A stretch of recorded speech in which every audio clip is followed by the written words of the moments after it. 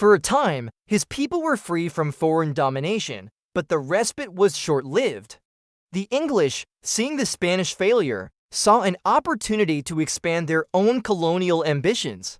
They arrived with promises of trade and cooperation, but the chief knew better. He had seen the pattern before: the slow encroachment, the broken treaties, the eventual displacement.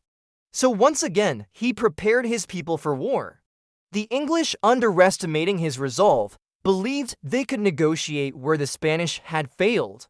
They were wrong. The chief's forces struck with precision, targeting supply lines and settlements. The English found themselves bogged down in a conflict they had not anticipated, one that drained their resources and tested their resolve. For years, the struggle continued. The English, though better equipped, could not break his resistance. The chief's ability to unite disparate tribes under a common cause made his forces formidable. His understanding of European tactics allowed him to counter their advances. He led his people with a strategic brilliance that surprised even his enemies.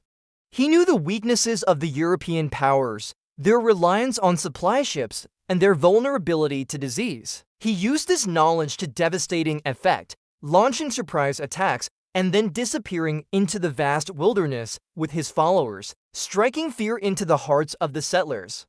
The English, desperate for a solution, turned to the very tactics that had brought them so much wealth and power in other parts of the world: scorched earth. They burned the villages and crops, leaving nothing for the natives to sustain themselves, hoping to force them into submission through starvation.